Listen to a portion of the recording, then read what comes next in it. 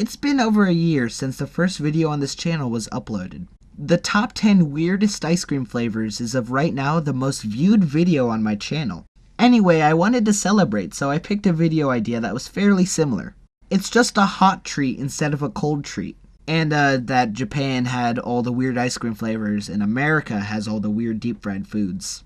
Oh, and by the way, in the bottom right corner is a American meter that shows just how American these foods seem per entry. The higher it is, the more American it is. Anyway, simple enough. Deep fried foods, let's go!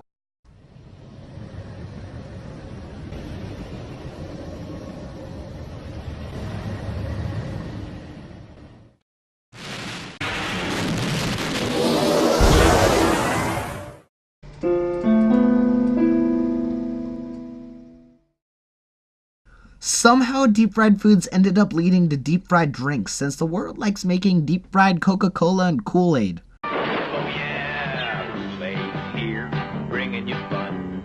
Kool-Aid's got thirst on the run. However, water takes the cake. Well, watermelon, but if you couldn't tell already, watermelon is watermelon. It's very full of water. 92% of the average watermelon is made of water. So you're not eating deep-fried melon with water, you're eating deep-fried water with melon.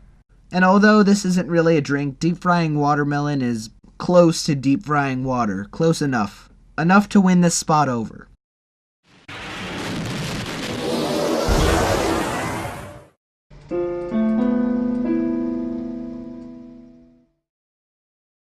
Do you know the difference between a vegetarian and a vegan? Vegetarians don't like meat. Vegans don't like meat or eggs or milk or butter or even ice cream or anything else that possibly came from an animal or came from that thing that came from the animal. And I imagine they got a little tired of straight out of the ground potatoes and squash. However, they got a little creative and started making tofu, a substitute to meat. These spongy white blocks made of soybeans. Anyway, someone deep fried it and it's weird. Number 8.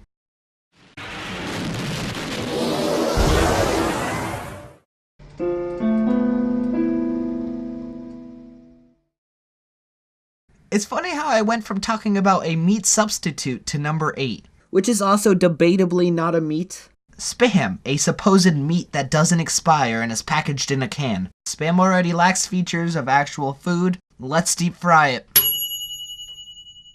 Despite my animation, you don't actually deep fry the can, but I think it would still be a little weird without the can.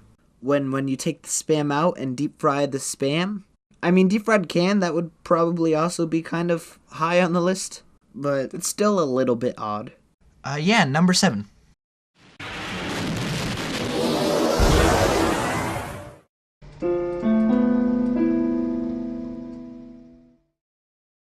Yes, I already mentioned deep fried drinks, but I left one out specifically.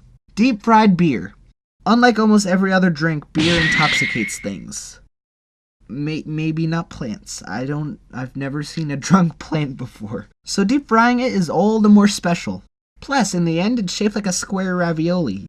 Noodle? Is ravioli a noodle?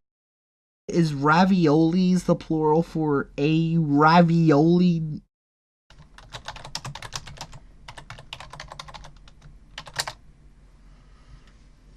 Ah, it's a dumpling. Imagine if you eat something you thought was a ravioli dumpling, and then you became the latest victim of drunkificationization. And how do you make a deep fried liquid?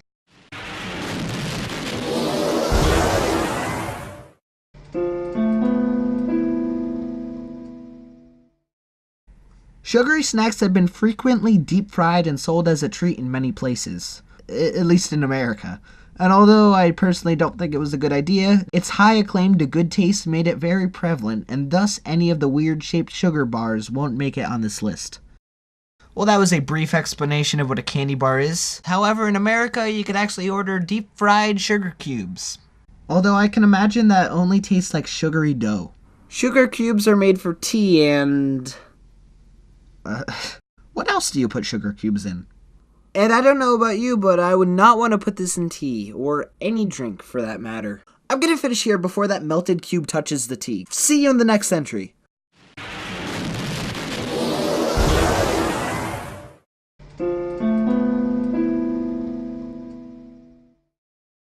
Being someone who definitely knows how peanut butter and jelly tastes, I find it to be a not good idea to deep fry it. I don't know, it just doesn't sound good at all. I think it'd be awful, actually. Yeah, I'd probably eat this if this was a life or death situation, but if you get into a situation where it's eat this or die, that would be very interesting. Although it's peanut butter and jelly sandwich, that's for some people it's just die or die situation. Yeah, it's a little peculiar. Butter and jelly. Ha! Sorry. There's worse, such as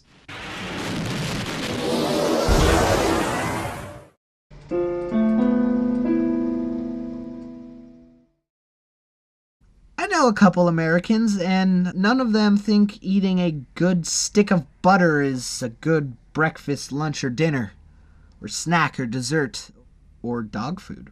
Ugh, this is why a cliche American is fat. You can straight up eat sticks of deep-fried butter here. Why is this a thing?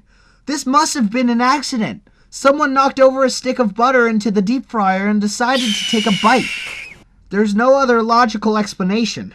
I mean, butter does taste good, especially Irish and Amish butter, but with something like bread.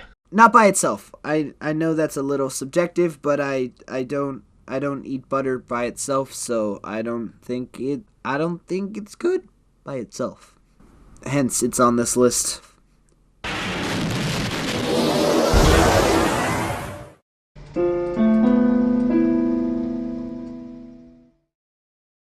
Now obviously this wouldn't be a weird food list without including some sort of animal. And while there are many weird ones, I think the weirdest has gotta be deep fried starfish and seahorse. I cannot imagine these tasting good. It's gotta be like eating a shell. Like a mix of an egg and turtle shell, because an egg shell is too thin and a turtle shell is too thick. I know it's two, but they're both so relatively similar. I mean, I'll just group them together, you know? Makes things easier. I can mention both. Also, I think these two are the only ones to not be from the United States. Beijing, China instead. Now, just because these are the weirdest ones I could find, that didn't stop me from making the tier list of the weirdest deep-fried animals that I could find. In order of higher they are, the weirder they are. Anyway, pause the video if you want, but I'm moving on.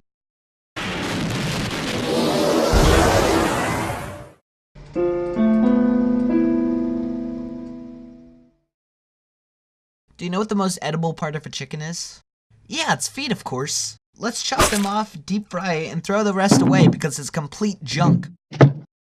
Yeah, I don't know why, but this exists. But look at the positives. You're using every single part of the animal. I mean, except for the rest of it that you threw away earlier. Usually that gets used much more often, so yeah, you're doing the world a favor. And for this assumedly crunchy meal, you have to wait 2 hours, so get cooking. I know that because I found the actual recipe for how to make this. I really don't know what else to say, I just think it's self-explanatory why it's on this list.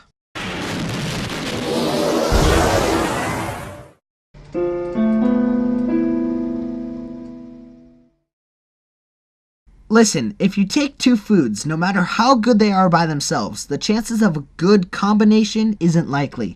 And if it isn't good the first time, deep frying a bit of it isn't going to make it any better. I know I showed a baguette and a watermelon, but the real weird food combination here is a cheeseburger and ice cream. Something should definitely be fixed. What's an idea? So what about normal burgers again, and deep fried ice cream? Improvements! You could argue that the other entries would taste worse. After all, these are actual foods just mixed together. But I just think that knowing that a burger and an ice cream together, they don't click like Legos. Enough said.